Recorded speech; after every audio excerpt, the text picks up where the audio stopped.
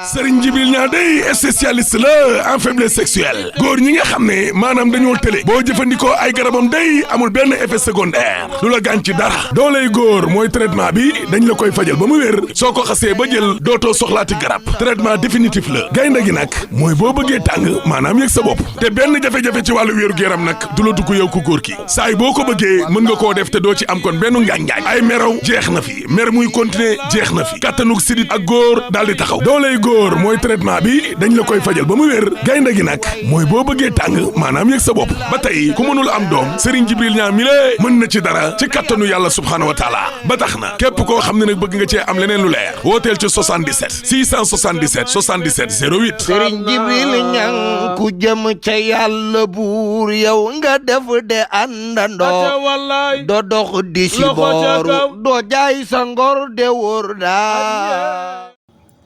mu am nattu bu dalati ci kaw réew mi muy accident boo xam ni ñeent fukki nit ak juróom-ñeent ñoo nekkoon ci ñaari oto yi muy benn camion ak yeneen kaar yi nga xam ne dañ leen di dëppee kaaru Njaga Njaay kaar boobu fanweeri nit ak ñaar la waroon a jël waaye fekk nañu kaar bi am na ñeent fukki nit ak juróom-ñaar muy fukki nit ak juróom semaine bii passé rek bi ñu demee Sikilo ci conseil interministériel bi neewoon nañu dinañ jël suñuy matukaay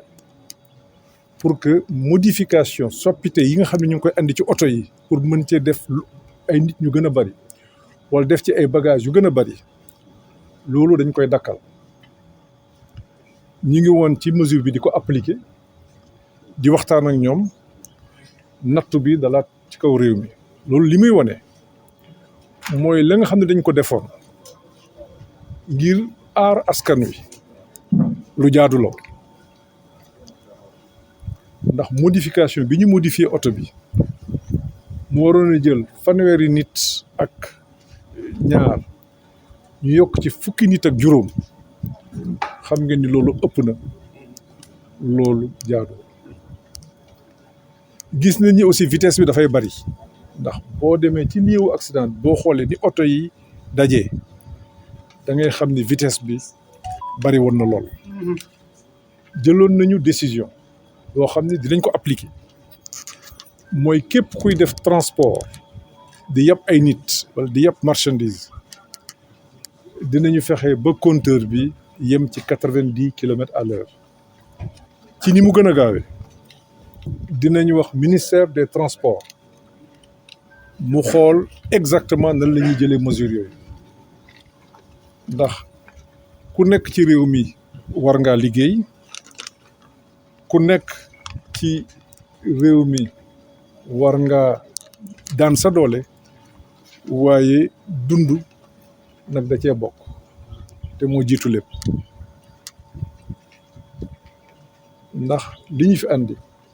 seet si malade yi la waaye jàll moo tax bi ko président yëgee dafa ne boo demee nga jaaleel ma ñi nga xam ne mbokk ñi nga xam ni wàññeeku nañu nga yóbbul ma njaalu réew mi yëpp ñi nga xam ne dañoo gaañu nga masawu leen seet ndax hôpital bi jël nañu matukaay yëpp pour mën leen a faj bi accident bi amee tey ci suba hélicoptère le président yabal mu ñëw jël si fii juróom-ñaari nit kenn ki yàlla jël bakkanam ci yoon wi avion ngi taxawoon waroon a ñëw Ndar mënoon a yëpp ba fanweeri nit docteur yi xamal ñu ni mën na koo bañ a jar mais avion baa ngi foofu ba tey jii muy mettit muy naqar bu wane ni mesures yi nga xam ne jëloon nañ ko mesures yooyu ala kulli alin foog ñu xool nuñ koy defee dinañ ci waxtaan ak transporteurs yi dinañ ci waxtaan ak chauffeurs yi ndimbal bi nga xam ne soxla nañ ko gouvernement bi dina leen ko jox dana ci def lu mu mën waaye ñu nit ñu ngi leen di ñaan la nga xam ni moo war a nekk ñoom it ñu def ko li war a nekk mooy oto yi waruñu ko soppi ndax borom xam-xam yi ko defal dafa am nu ñu ko defaree wala boo ciy soppi nga laaj ko service technique yi ba ñu jox la ci ndigal loolu jaadu na jël pneu ndax gis nañ ni moo ëpp li muy andi accident andi ci pneu occasion ba pare transformé waat ko fii pour rek mën a am dara wala mën a am lu yomb loolu it jàpp nañ ni ëpp na ci transport ba looloo tax ci pneu yi xam nañ ni cher na président xam na loolu moo tax gouvernement bi dina waxtaan ak ñoom xool nañ leen ko mën a yombale ba nga xam ni xëy na li ñuy jëndee pneu occasion ak li ñuy jëndee pneu bu bees war a dootul sorante incha allah loolu président bàyyi na ci xel loolu. vitesse bi aussi dinañu plomber moteur yi kooku ministère de transport war na jël matukaay nu mu gën a gaawee pour ñu def ko parce que accidenté bi li ko andi excès de vitesse bokk na ci. leneen li nga xam ne gis nañ ko ci transport mooy oto yi dañoo màgget loolu nag gouvernement bi am na ci responsabilité xam nga gouvernement bi li muy liggéeyee mooy la nga xam ne day cëram daf koy nangu la mu bokk ak ña ci des daf koy wax incha allah nu mu gën a gaawee ministère des finances ak ministère des transports dinañu dajeek transporteurs yi ñu xool yan matukaay la ñu mën a jël pour mën a engager processus su moderniser sunu transport bu soobee yàlla kooku ministère des transports am na ci ndigal nu mu gën a gaawee mën na leen a woo niñ ko defee woon ci yenn moyen de transport yi bu ñuy wax AFTU dinañu def programme bu day noonu wala bu ko ëpp dinañu xool ci ñaata weer wala bokk ci benn at ba ñaari at gën baa bari boo xam ne sunu parc dinañ ko moderniser fexe ba accident yi bu jeexul it ndax mënuñu ne dafa day jeex mais mu wàññeeku lool ndax ni nit ñi di loroo metti na lool kon maa ngi leen di sant di leen gërëm balaa ma leen di tàggu di leen jox njaaluwaat di leen joxaat njaalu président lu ko metti la lu ko tiis la moo tax ci suba ba tey yebal na fi ay ministre mais loolu doyu ko bi ñu demee ba booru midi dafa ne premier ministre bi àndal ak yeneen ñaari ministre wala yeneen ñetti ministre nga dem seetal ma askanu Louga mi ne ñu it bu ngeen fi jógee ngeen jaar ba Sàkkal seet ña nga xam ni seeni mbokk dañoo wàññeeku wala seeni mbokk am ci ay gaañu-gaañu ngeen nuyu leen ziyaare leen massawu leen wax na it gouvernement bi suba ministre bi nga xam ne mooy toppatoo wàllu solidarité dina fi ñëwaat wala dina fi yónnee lépp loo xam ne dafa war te ñu defaloon ko ñi nga xam ne ñu ngi nekk Kaffrine ku génn àdduna say mbokk dinañ la dimbalee 2 millions ndax nga mën a participer ci dëj bi ñi nga xam ne dañoo nekk ci hôpital fii ku ci nekk gouvernement bi dina la jox 1 million pour que aussi sa paj ñu mën la ci jàppale. jox nañu aussi instruction ministère de la santé professeur yaa ngi fi pour que lu hôpital bi soxla pour ñi fi nekk ñu mën leen a faj ndax ni ñuy ñëwee dafay diis ci hôpital bi ndax boo toogee rek jotandoo fanweeri nit ak juróom hôpital bi prévoiru kon dafay metti incha allah am na équipement yoo xam ne dina jógee Dakar yenn yi ñëw na yenn yi dina ñëw au fur et à mesure loolu yëpp dafay wane ni gouvernement bi di gérer crise doonte lu ko bett la waaye am nañu automatisme am nañu aussi Pastef bi nga xam ni lépp lu dal ci réew mi dinañu fexe ba mettit bi wàññeeku lool maa ngi leen di sant di leen gërëm jërëjëf.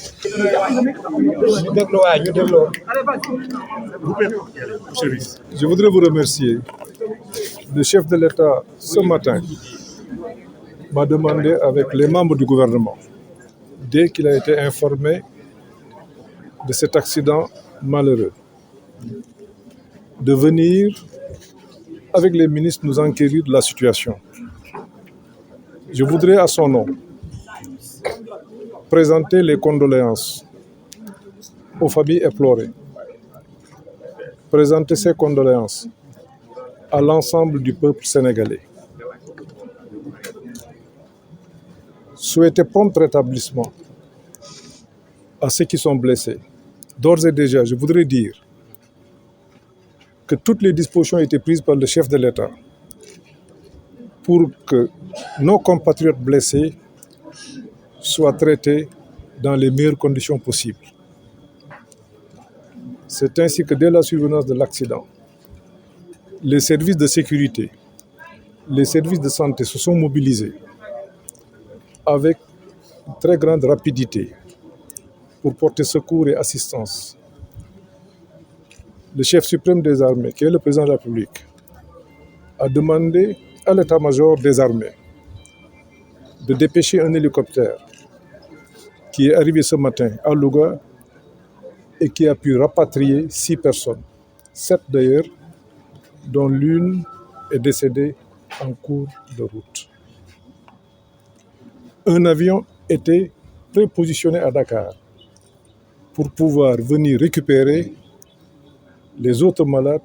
si le besoin se faisait ressentir. C'est un accident où il y a eu 49 victimes. 19 sont décédés sur le coup. 3 ont été transférés vers Saint-Louis, des blessés ont été transférés vers Saint-Louis. Les autres sont pris en charge ici, à Louga. L'hélicoptère a pu récupérer les malades qui, après un diagnostic, les médecins ont estimé que leur transfert à Dakar était nécessaire. Cela nous ramène à la brûlante actualité. Il y a exactement une semaine, nous étions à 6 kilos, où un accident avait provoqué près de 40 morts, 39 sur le coup, et 3 autres d'ailleurs plus tard. Aujourd'hui, on est à 42 morts. Un conseil interministériel avait été organisé. Des mesures prises, des mesures qui sont en cours d'application, et l'État les mettra en œuvre avec toute la rigueur requise, mais bien sûr, nous continuerons d'échanger et de discuter avec les chauffeurs et transporteurs pour que l'intérêt général soit au-dessus des intérêts particuliers, pour que l'on puisse préserver la vie, la sécurité et l'intégrité physique des citoyens ou d'une manière générale des voyageurs, qu'ils soient sénégalais ou étrangers. Tout cela montre la pertinence des mesures qui ont été prises. Entre autres, nous avions demandé que les transformations que subissaient les véhicules de transport soient stoppées. On l'a revu aujourd'hui. C'est un car dont la carte grise permettait de prendre 32 personnes. Il y avait 15 personnes de plus, soit 47 personnes. Les 2 étant dans le camion. Rien ne l'explique. Personne ne l'explique. Et ça montre un peu la pertinence des mesures qui avaient été prises. Nous avions interdit l'importation des pneus usés. On s'était rendu compte que les pneus constituaient, pour l'essentiel, la cause de certains accidents. Bien sûr, il y aura un dispositif d'accompagnement. Ce dispositif sera discuté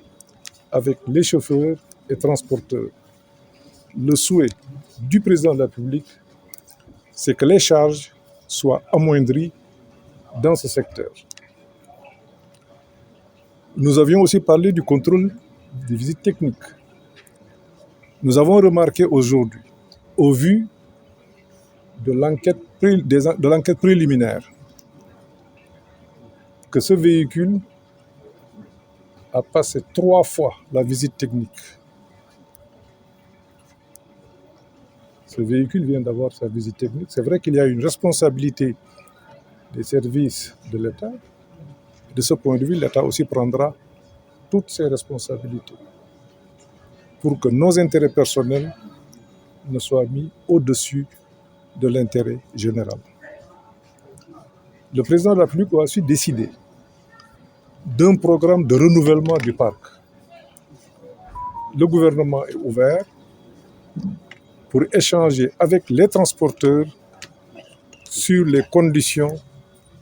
de sa mise en œuvre. J'ai parlé des mesures phares, mais en réalité, il y a beaucoup de mesures à mettre en œuvre pour moderniser le transport. L'objectif du gouvernement est de sécuriser les voyageurs.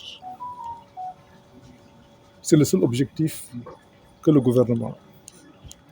Aujourd'hui, je pense que nous avons dépassé toutes les limites et il est de la responsabilité du gouvernement de mettre en œuvre ces mesures. Bien sûr, nous sommes très ouverts. Le ministère des Transports ou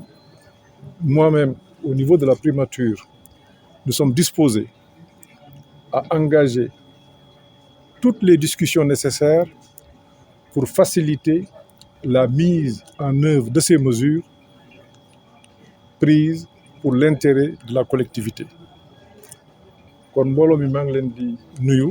di leen jot. Serigne Djibril Niang day spécialiste la en faiblesse sexuelle góor ñi nga xam ne maanaam dañoo tële boo jëfandikoo ay garabam day amul benn effet secondaire du la gaañ ci dara dooley góor mooy traitement bi dañ la koy fajal ba mu wér soo ko xasee ba jël dootoo soxlaati garab traitement définitif la gaynde gi nag mooy boo bëggee tàng maanaam yëg sa bopp te benn jafe-jafe ci wàllu wéeru yaram nag du la dugg yow ku góor ki saa yi boo ko bëggee mën nga koo def te doo ci am kon benn ngaañ-ngaañ ay meraw jeex na fi mer muy continuer jeex na fi kattanug sidit ak góor daal di taxaw dooley góor mooy traitement bi dañ la koy fajal ba mu wér gaynde gi nag mooy boo bëggee tàng maanaam yëg sa bopp ba tey ku mënul am doom Serigne Djibril Niang mi lée mën na ci dara ci kattanu yàlla subhaanahu wa taala ba tax na képp koo xam ne nag bëgg nga cee am leneen lu leer wooteel ci 77 677 77 08 Serigne Djibril Niang ku jëm ca yàlla buur yow nga def de àndandoo doo dox di si booru doo jaay sa ngor de wóor daa